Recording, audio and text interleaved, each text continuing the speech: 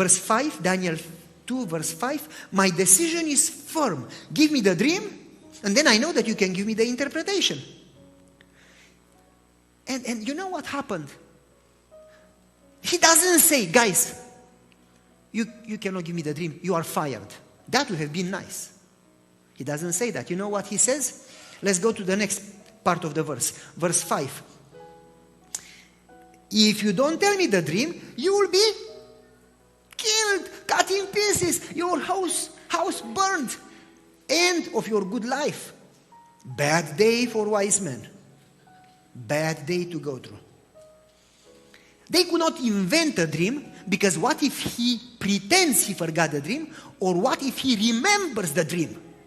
So they are in trouble. So, as we move on to the points that we know, Daniel chapter 2 verse 6, he says, if you tell me the dream, I'll give you gifts. If you don't tell me the dream, I'm going to kill you. And they say in verse 10 and 11, verse 10 and 11, you know what? Nobody, no man on earth can do that. No human being can do that. No king ever asked anything like that. Kind of saying, hey, it is just God.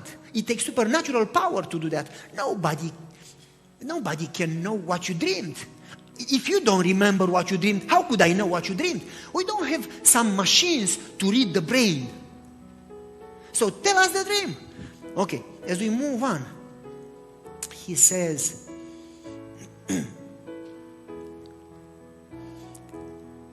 okay, verse 12.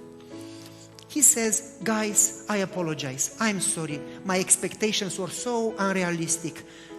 Don't worry about it. Does he say so? No mercy. He says, kill them all. But he doesn't say kill the 6, 7, 10 guys that came. How many? How many? Does it include Daniel, Hananiah, Mishael, and Azariah? All the wise men, including the new graduates, 4.0 GPO UB. You remember? Kill them all. And the captain of the army starts killing them. And he gets Daniel's house or apartment or whatever.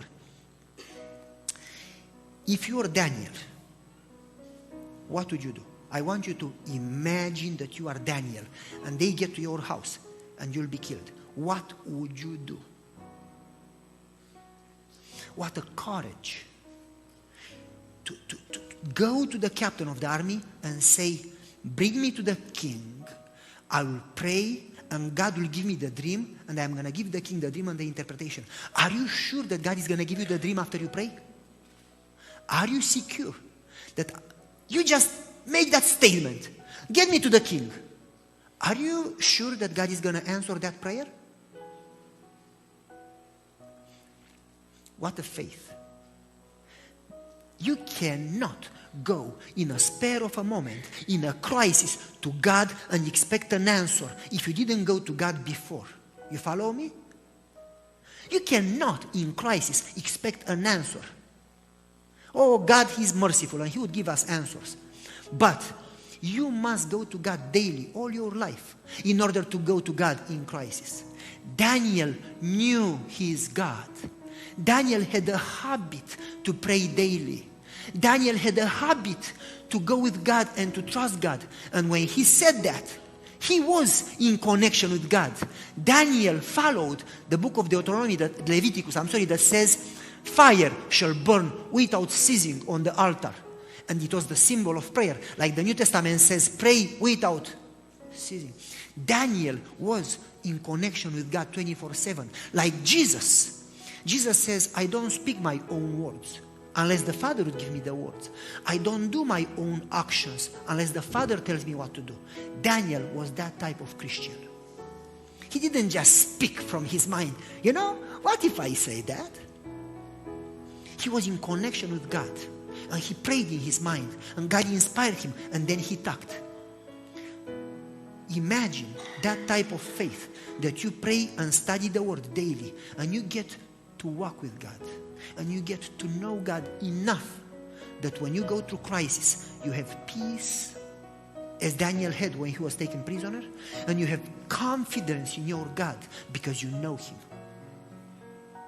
You trust your God. It's not just theory. Oh, we trust God.